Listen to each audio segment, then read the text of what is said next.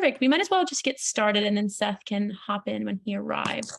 Do the little raise your hand thing if you were at the event on Tuesday.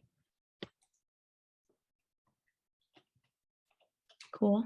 So I think most of us, we can say we're at the event on Tuesday. Awesome. So we're just going to kind of be bouncing off of that, but don't necessarily have to have been there or not. But again, my name is Natalie. If you weren't there on Tuesday, I'm the marketing lead at Climate People. I'm joined by 4 of our incredible panelists, and I'll give them a second to introduce themselves in a little bit. But again, we want this space to be interactive so you can ask your questions. Some housekeeping, please just make sure that you mute yourself if you are not talking. It's a Zoom meeting instead of a webinar, so we will be able to hear you. And then again, QR code is on the screen or that link in the chat. Ask your questions there. And then if you like a question that someone else has asked, upvote that question, and then we will rely on those questions and ask those ones that most people want answered. Does that sound good to everybody?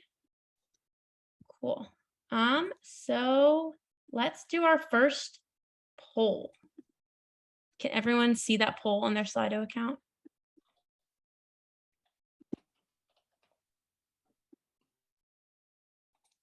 Awesome.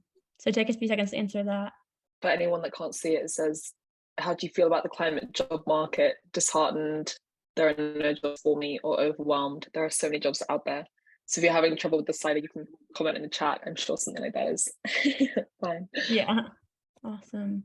So what we are seeing right now is that 59 still coming in, but 61% of you are feeling disheartened about the climate job search, and 39% of you are feeling overwhelmed. So a little bit of both. There are no jobs out there for me, and then there are so many jobs out there for me, but more people are siding with the fact that there are no jobs out there for them. So yes, that little sad emoji, that's perfect. Cool. All right. So the next one, quickly, we'll do one more before we jump into the questions, is how do you feel about the climate job market? Oh wait, sorry, that is the wrong one. How do you feel about the climate job search? And then you can answer with a word here, and we can share the word cloud. So if you're in there, you can see now that 3 people are feeling overwhelmed, 2 people are feeling scared, 2 people are feeling lost, 2 are feeling inspired, discouraging, relentless, inspired. So we have some positive, that's always good, but hopefully today you can end feeling a little bit more positive. Awesome. Cool. So with that is all the polls that I had in the beginning. So we can jump into the Q&A. Again, ask your questions there, and if you're having a hard time, feel free to ask them in the chat as well.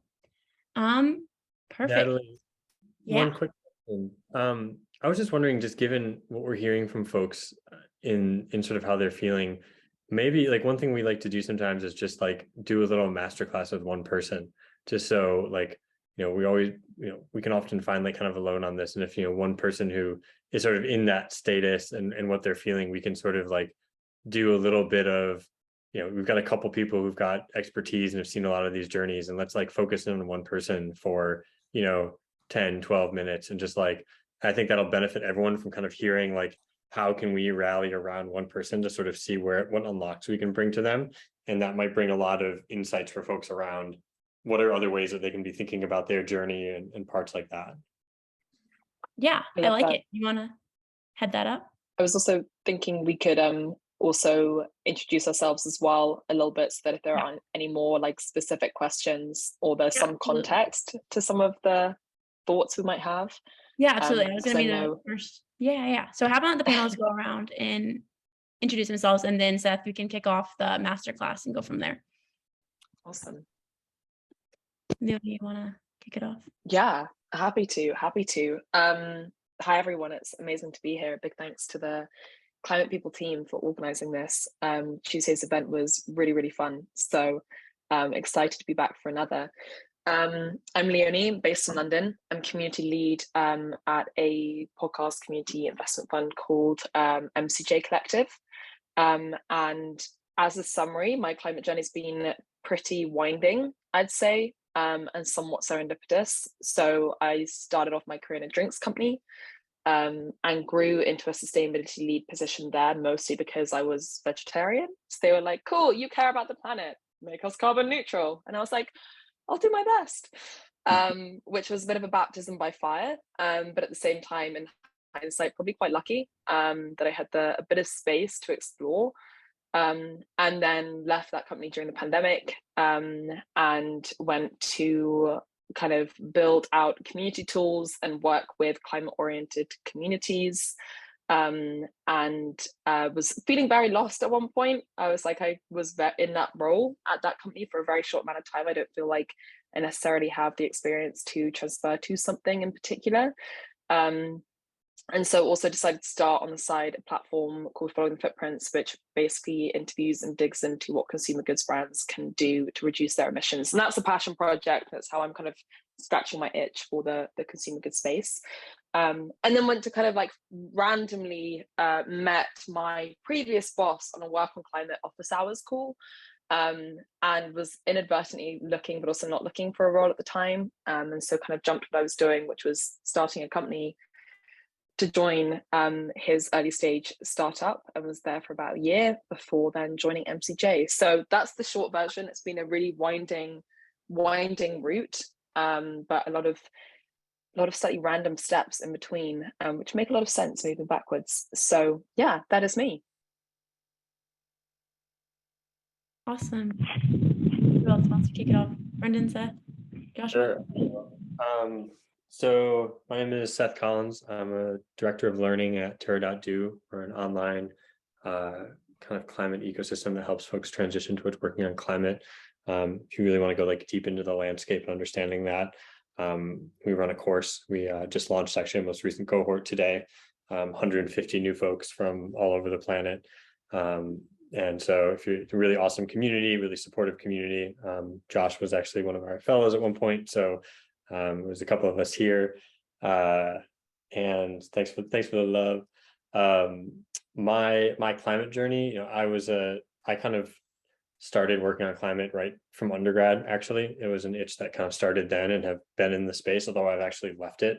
So it's probably worth naming, kind of stepping back into it. So I worked in the climate policy world in the U.S. Senate for a little bit. I worked in international development around climate change for a climate finance fund at the World Bank that was deploying capital to 56 different countries, middle and low income countries specifically. I was working on renewable energy projects and energy access in low income countries. And then, so I work at Terra now. A couple little highlights of it that might be helpful. I mean, one being, so I found Terra through my networks. It was an opportunity that came through. Terra kind of hires through a certain number of networks, and one of them was my graduate program.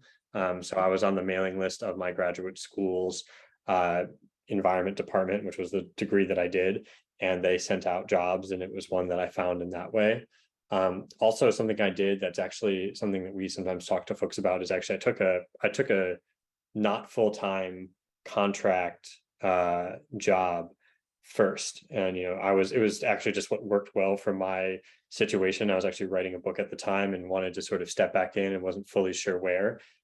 So I actually took a part-time role as an instructor, and then that turned into a full-time role. And Terra, we do this a lot. I mean, we hire sort of folks, and we're trying to, as an early stage startup, we're trying to make sure there's a really great fit.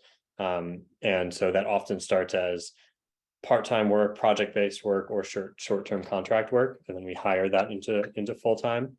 I've also been someone who's done a horrible job search, so I like totally understand. I've made every mistake of job searching at one point in my past as well, and the more that I've learned about it and kind of worked on it, the more I've just laughed about all the things that I did wrong. So like, if you feel like you're just like stumbling around in the dark, like I've banged my head on just about every corner of every wall that there is out there at one point. So, just want to say that that's okay too.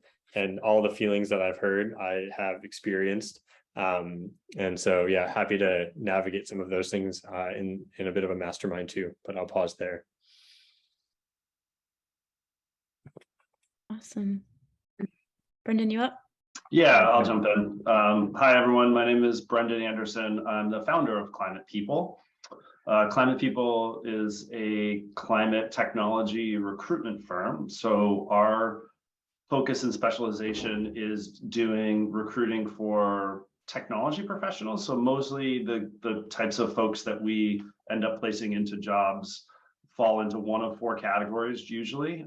Software engineering of kind of all flavors and stacks, data oriented folks, so data engineering, data science, machine learning, product, and then user experience.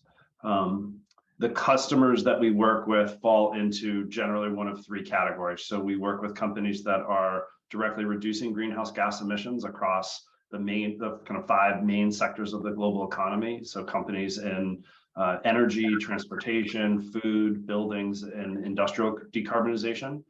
We also, because we focus on software recruiting, we do a lot of work with companies that are building software tools for climate adaptation and climate resiliency, as well as Earth systems, observation systems, climate intelligence, and then lastly, like carbon tech, which is not so much on the carbon removal side for us because that technology tends to be much more on the hard tech and scientific side, but working with companies that do carbon accounting systems, high quality carbon offset programs, which is definitely a controversial topic. So we do our best to find companies that are really making an impact there. I came to start this company mostly out of my deep desire to make a bigger impact. I mean, I've been a recruiter for over 20 years. All of that time has been in tech recruiting, working for large national staffing agencies. I'm based in Boston, Massachusetts in the US. And so I've worked with a lot of companies. Most of my customers over the years were making a social impact. So they either fell into, some kind of ed tech or healthcare, health tech. There's lots of that here in Boston. And so I always tried to gravitate towards companies that were making some kind of social impact. As I got older and we started to make lifestyle choices in my family, I really wanted more. And I struggled for years. I think I started looking for a recruiting firm that placed technology professionals into what I would have considered clean tech or green tech. I started that search in around 2015. And every time I looked, I found companies that were recruiting for solar and wind and policy, and none of it was software related. And I just kept I think it was probably about every year, quite frankly, like I would be maybe unhappy with where I was at with my job and I'd kind of look around and I still didn't see what I was looking for and felt like there wasn't a place for me in taking my career to climate, that this was something for hardware and science folks and policy people, but there wasn't a need for recruiters. And there might not be a need for software people. And up until the pandemic, I still thought that was true. And I ended up meeting a couple folks, doing some networking, some of the things that we talked about on Tuesday, and undoubtedly we'll talk more about today, but really just reaching out to people that were in the space and realized that I just wasn't looking in the right places. I thought I knew, but I didn't know. And then once I got exposed to all of the different applications for how we can make an impact in climate change and how this is so intersectional, that I no longer felt disheartened, but I actually felt like there was so much opportunity out there. I had to really narrow my focus. And so we can talk more about that, but that's a long-winded story of how I came to start Climate People. Eventually our company will grow and do more recruiting and staffing in some of these other job categories that are really critical and important to this movement. We're kind of laser focused on the tech side right now because that's what we know. And we're still a really small team. There's only 8 of us. So we're limited in our recruiting capacity, quite frankly, but happy to talk about my journey. Awesome. And last but not least, Joshua. Cool, super interesting to hear your background. I don't think I've really heard as much of that so far, so it's also interesting for me. So I'm Joshua, I'm based in Berlin currently, but used to live in the UK. I am a designer, I guess, though I was interested to see this question come up around generalist and specialist, because I definitely call myself a generalist, and very happily so, and resist the pressures to become specialized. But yeah, I guess I'm a bit of a shapeshifter, do a bit of everything. been in design for like 9 years and studied it as well before that. So kind of more in user experience design, then more into service design, and also did physical products is what I studied as well. And essentially at the core of it is always like understanding problems, understanding underlying needs that people have. So a lot of my work is just like studying people and what they struggle with, what they need, and helping them sort of solve some of those problems. So that kind of is my core sort of mission, I guess. And that means that also it doesn't really matter what the end product is, whether it's a physical thing, whether it's a service, whether it's, you know, an event or anything like that, whatever best addresses the need. So that's kind of my work. I sort of left my job last year in a startup where I was working sort of as the sole designer there. Let me turn off my Slack, should have done that before. So I left there. That's kind of when my official climate job seeking journey started, although I was already sort of getting an itch before that. And yeah, I kind of had the lucky situation where, at least in Germany, I get like there's good support for unemployment. So I had a bit of time to explore. I took the TerraDo course. I actually first just was seeing, like, maximizing all of the things I could do personally, like I think a lot of people do, like do all of the lifestyle changes, then realize, okay, like what's the next thing? And that was career. So I did that. And yeah, I also made the switch into freelance work as well. So that's been, I've kind of made 2 jumps, which I don't know if I'd recommend doing them both at the same time. It definitely makes it like slightly more challenging for yourself. But I got my first 2 contracts recently, one with a nonprofit, doing some design work there, and then also was doing some work for Oatly as well recently, doing some interesting research work. And then, yeah, on the side, I guess, or like I represent Work on Climate. So I started working there as a volunteer in January, just while I was exploring to just get as involved in the space. And so I'm doing a lot of research there. I'm like the lead researcher and exploring, what are the challenges for more people getting into climate work and understanding the bigger system and where we can make interventions. So a lot of that was within job seekers, but I'm also looking at sort of employers, educators, governments, all of these different things to help make climate work mainstream. So yes, probably loads of fails along the way as well, which I'm happy to share, so you can learn from my mistakes. And that's it. Awesome. Cool.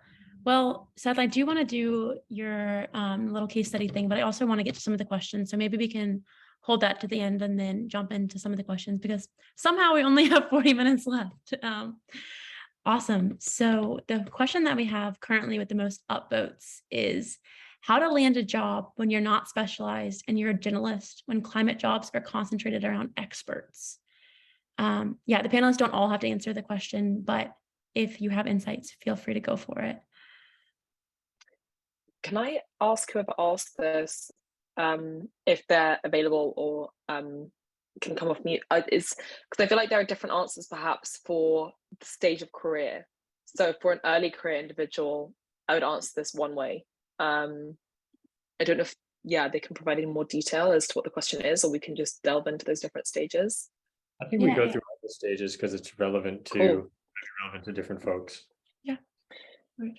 I mean, I'm happy to, as an example, so the course I did at university was called Arts and Sciences, which is basically a fancy way of saying everything and anything.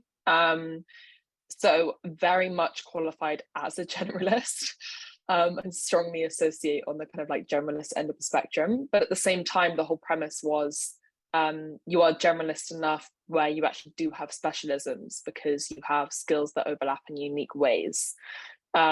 So I think sometimes the generalist specialist can be a little bit what we're told versus perhaps how we frame ourselves. But one thing I will say for early career folk is there's a really exciting emergence of a lot of like founder associate roles, or like chief of staff career roles, and a lot of roles which are basically designed to help you figure it out as you go and give you space to grow. So if you're looking for some role inspiration, though, that's definitely something I wish I knew, kind of when I was earlier in my career and when I kind of graduated.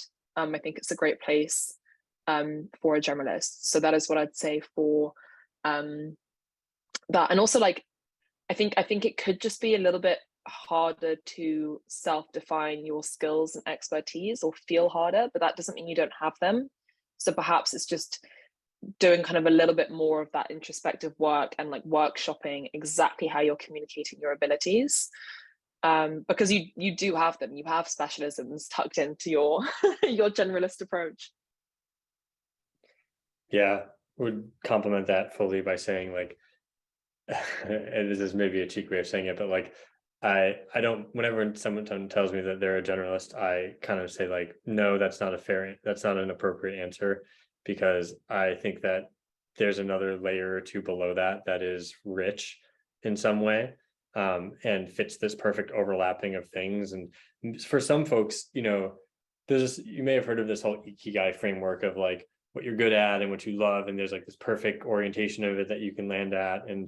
And really, I think oftentimes it's much more of like a circling, where you have a good set of skill sets and one of them is what gets you into the door, and then the other ones are what help you flourish or help you grow into like the actual role that fits a whole combination of your skill sets. And I mean, I can relate to that. Like I would probably have labeled myself a generalist in a lot of ways, and that general skill set is like super valuable for me as a person in a leadership role at an early stage startup figuring out what to do, because all of my generalist knowledge has to go out and analyze business opportunities and analyze partnership opportunities and figure out all this stuff. But actually I came in through a facilitation skills entry point, which was, I have a skill set of facilitation and a skill set of a knowledge base of climate, and those two things came together to make me a really great instructor at Terra. And so even though I came in also with all these backgrounds and I'd been in startups, and actually didn't mention that I also co-founded a company once, with these other things, you know, I didn't lead with all of those things. I led with like one specific skill.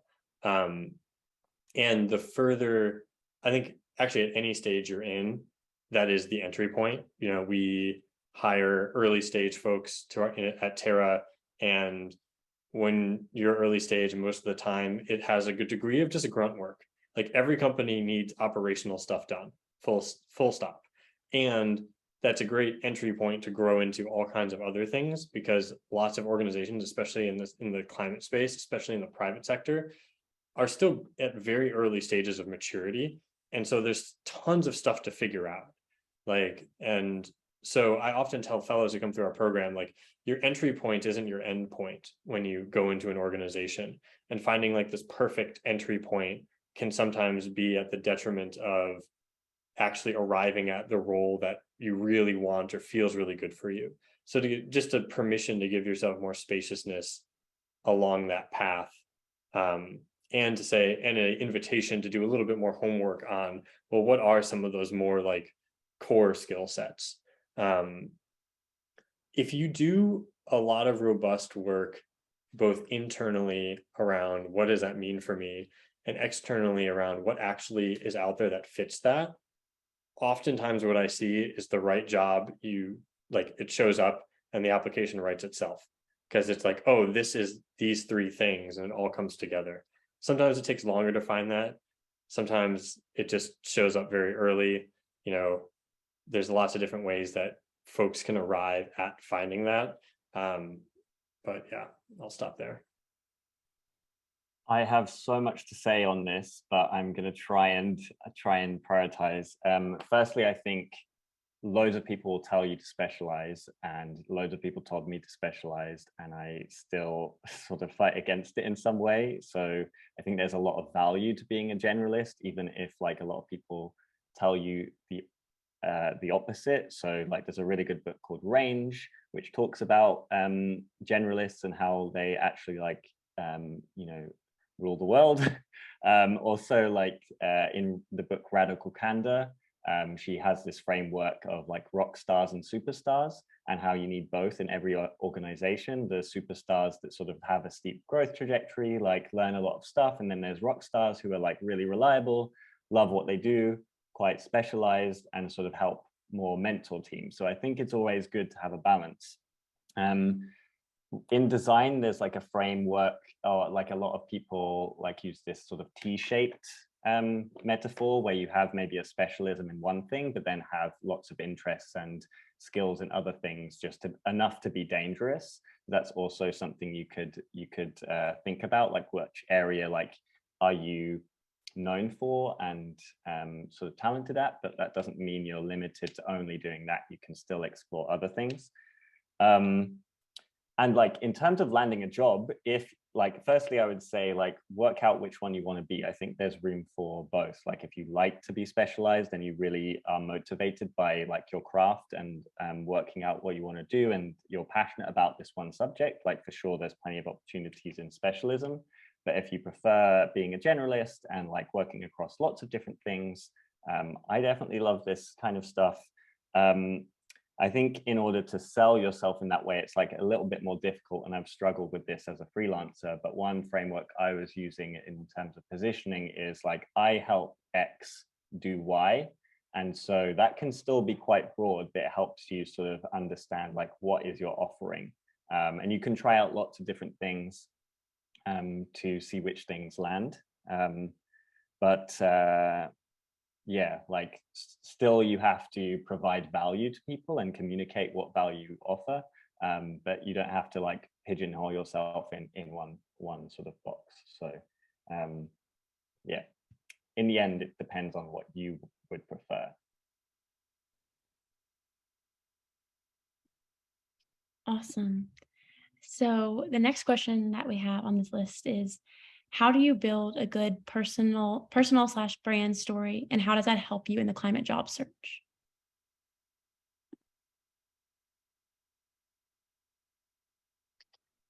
I'm happy to jump in on this, but I will strongly caveat with the fact that I don't think I necessarily have a personal brand, if you will, or like any kind of LinkedIn posting still gives me slight anxiety. So I think one thing we touched on Tuesday, and which I was really reflecting on, is building a story around your interests. So the side project I mentioned was something I started. It's a glorified blog, essentially. It's got a team behind it now, but it's something I started because I was really, really fascinated by consumer goods and sustainability, and just like wanted to engage others in conversation. And also felt so out my depth to write any original content that I was like, okay, fine, I'm going to interview people instead, because then the responsibility isn't on me because it's their answers. So that was kind of my hack, if you will. Don't tell anyone.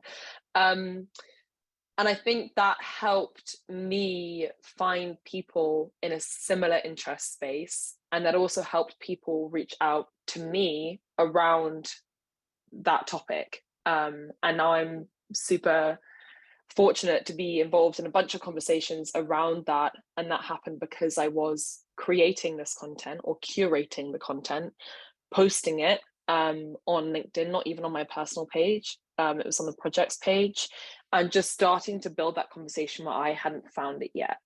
And I think when it comes to your own personal branding and your story, I think really being active around your interests is a very organic way to build any kind of like personal brand, if you will, because it's something you can tangibly also put on the table in an interview and say, you know, I am really interested because look, here's an article I wrote like four weeks ago. It doesn't even have to be articles, it could be anything. One thing we do is like curate good news.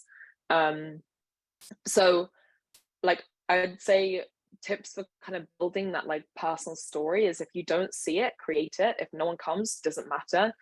If it's just for you, even better. But follow that like interest exploration path, and I think it will feed back and attract people and opportunities and jobs. And actually that side project is the reason I got my last job, which is the reason I got my current job. So it's amazing what kind of roles out of building your personal interest area.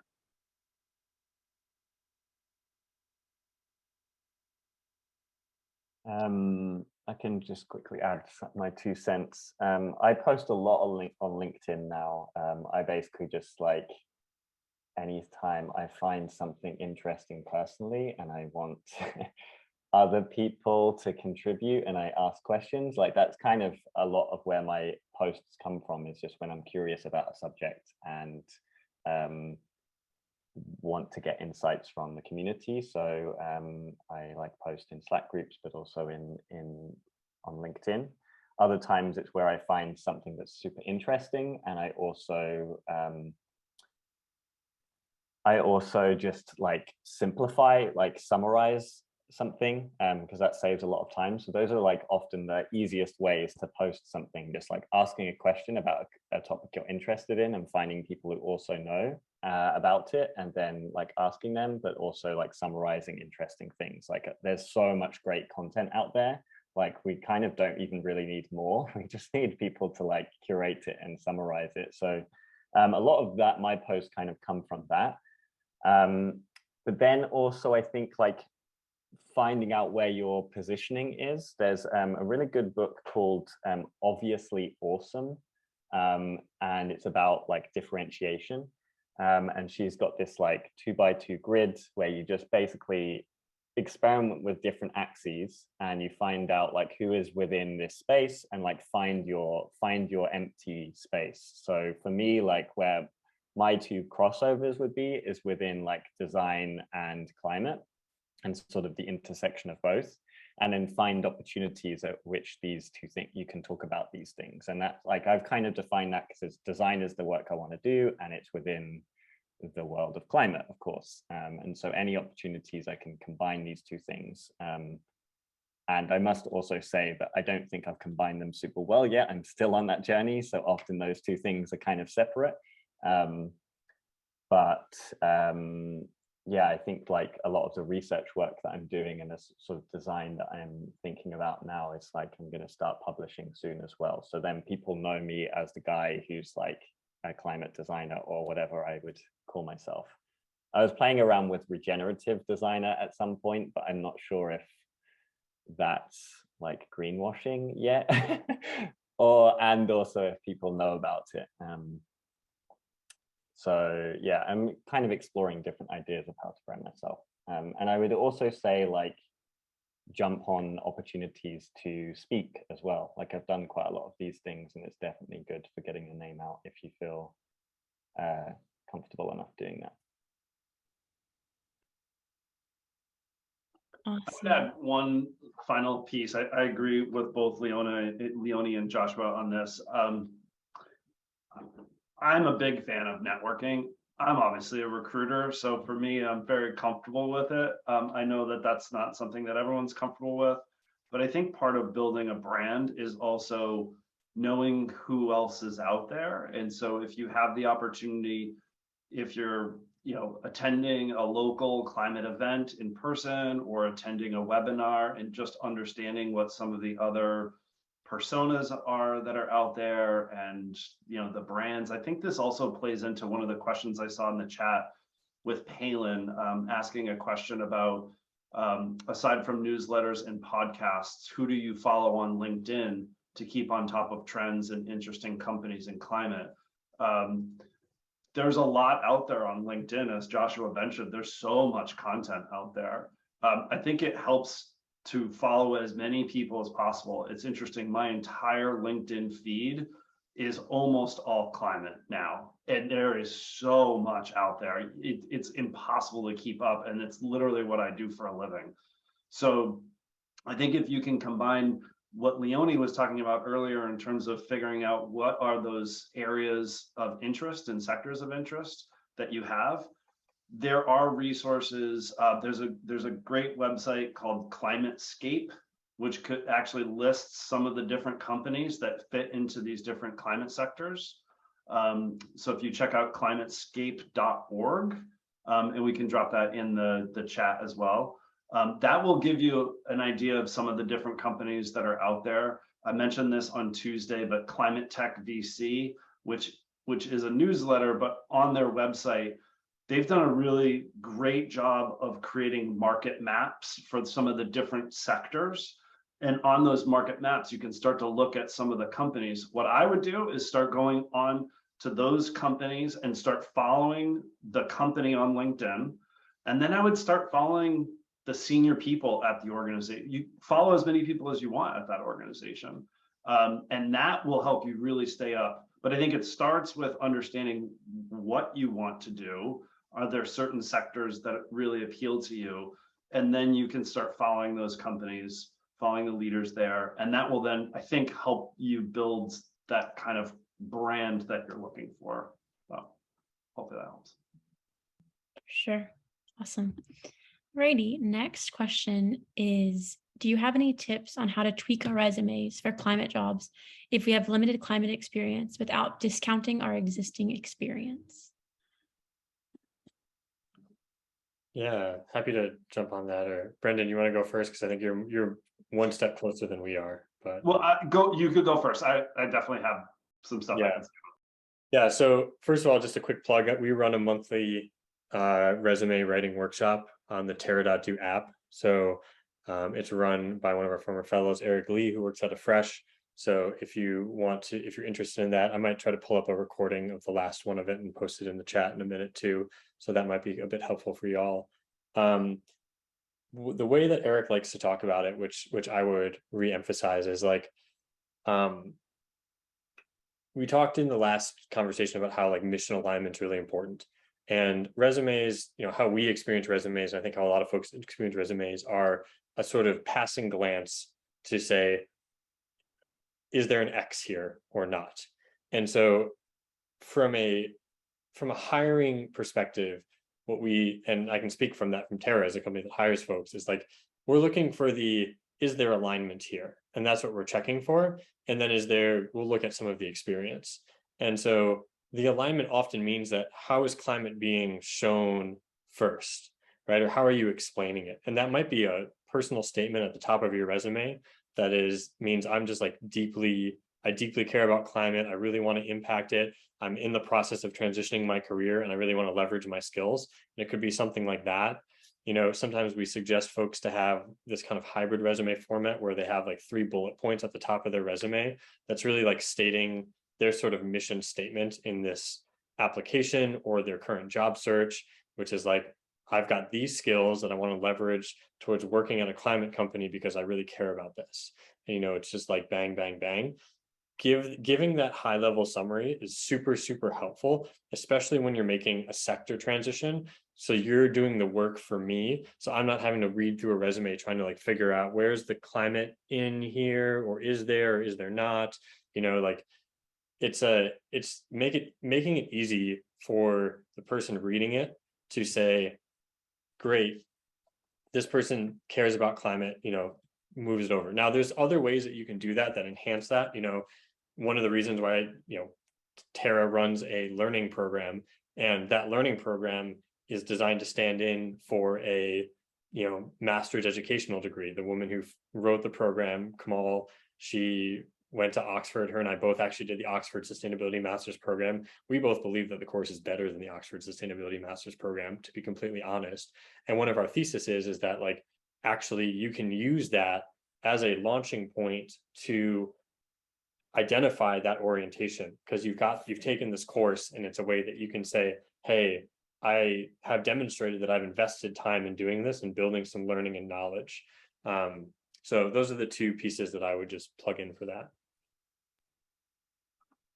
Yeah, I just echoing what you said, Seth, I completely agree with you that from the resume perspective, it has to be easy for the person viewing your resume to see that it's obvious that you're looking for something in climate. I would also say that beyond Terra, which I highly recommend taking a Terra course, that is an easy way to get that onto your resume. I would also recommend volunteer opportunities. Find ways that you can get that. The question specifically says if you have limited climate experience. climate experience doesn't mean you have to work in climate. You could have volunteer time that you've spent, research. This, I think, also ties back into the branding piece that we talked about earlier, where if you were sharing information publicly, you started curating information, you might be able to point to that. But I think the more volunteer experience, the Terra experience, if you can get that, and getting that prominently placed on your resume will do the trick. I'll just add a couple of quick things. I actually worked with a career coach who's specifically focused on helping people transition into climate work as well. She has also a Terra instructor, Radhika Bhatt, and she was super helpful in just reviewing all of my application materials as well. So like that's a service that she offers, but some of the things that she pointed out for me, just like putting all of the keywords that you think are relevant for your particular area within climate. So both on like your technical skills within your expertise, but also all of the climate words. So, you know, sustainability or like circular economy, anything that areas you want to work in. Also, I made quite a lot of use of like the featured section. So like this is one of the first things you see when you land on a profile. So I made sure to like post the thing, like I made a post about my design portfolio and then add it to my featured section. So it's like everyone can see it as soon as they land on my profile. And that's like where they can see sort of my main offering and what I have to work on. And yeah, I think also if you're looking through, I said this on Tuesday, but looking through job descriptions and seeing what are the main like keywords and then just mirror the exact language on your profile, because that's the thing that hiring managers are actually going to be looking out for when they like take 10 seconds to look through your CV or LinkedIn or whatever. Awesome. Perfect. So I do want to save the last few minutes for Seth's idea because I do think it was a great one. So does anyone in the audience want to come off mute and tell us about a little bit about their job journey and their job search journey, and we can have our panelists to give them some advice. So if you want to do it, no pressure, but come off mute. Camera off. You're on the front of the line as a flag. We know who you are. No, not as in like you need to turn it off to run away from it, but just saying if you have your camera on and you'd like to, you're gonna get pressure. Seth's putting the pressure on, so pressure's on. It's not a pressure thing. It's like I kidding. want to reward you for being present with us and being able to see your face. No, I'm completely kidding. Completely kidding. So if anyone wants to, We're go a friendly for it. bunch. If not, we can continue with some more questions, but I do think it would add a lot of value to hear from one of y'all and your exact story so that we can give some real life advice. Oh, Anna, is your hand raised? Hi. Yay. Ah, yay. So really nice to be here. I wanted to be there on Tuesday, but I couldn't make it, unfortunately. So here I am. So thank you for this opportunity. This is great. I would like to share my story. First, I'm 35 years old and I have 2 children, young children. And I've been job searching for 2.5 years. I studied psychology and then went into a PhD in neuroscience. And then I didn't feel I wasn't doing much about my real worries about improving the world, and I completely changed my way. I stopped in academia right after my PhD. I finished it, and I just followed my heart, and I went straight into climate. So I went for a master's degree in sustainable development, and since I finished, I've been trying to find what's the best I can do with my resources. And it's been really hard and frustrating, and I've been close to getting a job, but not getting there for a long time. So then I saw this opportunity to join you, and I said, this is it. This is where I will learn what's happening, what I'm doing wrong. I mentioned my children because that, of course, takes a lot of time, and the feeling behind my frustration is that I'm either not good enough, or I don't have enough time to study and to to get into the world of climate. So I'm always wondering if I'm too old for this. That's my question behind all my emotions around it. Maybe I just leave the younger people to do this, and I'll just watch and show my support. So I'm also into data science. I've been programming for a while for my PhD, and after that I like statistics and research in general. I would also say I'm a generalist, but I've learned so much from like this last half an hour that I'm just trying to think if that's the right way to say what kind of researcher I feel I am. So yes, that's my story. I would like to know what you guys think about that job search. First of all, Anna, thank you so much for sharing. And there's 100% a place here for you, and super welcome. I was squirreling into my computer as you were speaking because I'm speaking at an event for folks who have PhDs who transitioned into working in climate. And one of the profiles of one of our fellows is someone who has a PhD, got their PhD in neuroscience, and then is transitioned to working on climate. And so I have their bio here, and I don't have their name. So I'm going to dig that up, and I'll connect you to them. And they'll probably be a person that can like really help you figure out that career sort of transition. And they actually now work as a data scientist at a climate focused consulting company. And so they may have a very similar journey to you. And this is just something I want to take like a big zoom back to talk to for like everyone here. Like, I'm folks like myself, Brendan, to a degree, I'm sure Leon, like are in this very privileged position of like we've seen a lot of stories, like, and everyone's story when they're making a transition is like all these unique dynamics, but really, again, it took me 30 seconds and I was like, oh, I've just read this story somewhere else, right? And so someone else has also walked down this path before for you. And I honestly think that exists for 90% of folks who are navigating this transition. And so I'm going to pause there just to let other folks sort of share, but Anna, like send me your email in the chat and I'll figure out how to connect you to this person. And maybe, I think there's actually one or two others who have similar kind of neuroscience backgrounds that I just have on this list that I pulled out of our fellows group for this other event. And I'll see if I can connect you to a couple of them. One of the things that just a flag that we do sometimes is, I can't remember, our founder has a special name for it, but basically we bring one person up like this, and then everyone on the call spends 10 minutes looking in their networks to find 3 people that they could introduce them to just help them like leverage their network out way faster. And it's sort of like, I think it's called like the golden ticket or something. So if we do kind of run out of comments, one of the things we can also do with the last 3 minutes is, I would invite everyone on this call to like, just have a think, who could you connect Anna to, who that may be helpful for her, Anna, I'm sorry, that may be helpful for her to take one step further in this journey too. I'll quickly just say I also can relate and have heard the same story as well many times. I think job seeking in general can be pretty tough. It's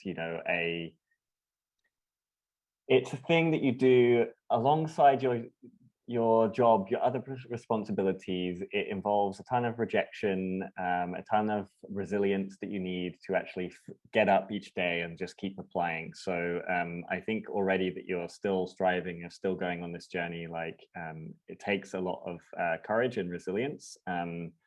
And just know that there are others on this journey as well, and facing the same thing. Like one idea I wanted to put forward to work on climate is to do a sort of social job seeking type thing where you can sort of jump on a call, apply to a bunch of jobs together, and be sort of a support group. So yeah, know that you're not alone, similar to what Seth said. I think the other thing is that some of it is about reframing as well to help you sort of overcome some of those challenges that you face. So like, there's a little thing in sales that I don't know if I like or not, but there's this guy called Stelly FD, and he has a podcast, and he has this like rejection jar. So every time he has a call and he gets rejected, he adds a little thing to his jar, and like it's almost rewarding because you have to go through more of these to actually like land something, and the more you get, the actual more likely you are to eventually succeed. And he has this thing where like actually say you have an objective to get 10 rejections in a day, because that means you've put in a lot of the inputs to actually eventually like land a job. And if you like get 3 sort of interviews, don't stop until you actually get the 10 rejections. So like this is an interesting way of like gaming the thing to work out. But I would yeah, there's some reframing things you can do, but I'm also going to have a think about who in my network could be suited for you as well. Same. We see a lot of applications come through MCJ, so I'm going to have a little look. I think also to like really like Seth's point, to kind of step back from that a bit. I think finding others who are in similar positions, whether it's they're going for similar roles, they have a similar amount of time, they've got similar backgrounds, similar locations, whatever that common thread is. It doesn't have to be, and this is kind of blasphemous me saying this, so I work for them, but it doesn't have to be via these big communities. It can be.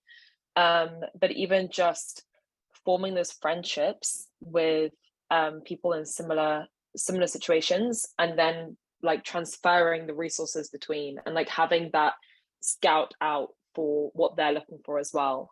The amount of times I tell people, just tell me what your dream role is, and if I see anything similar, I can shoot it your way.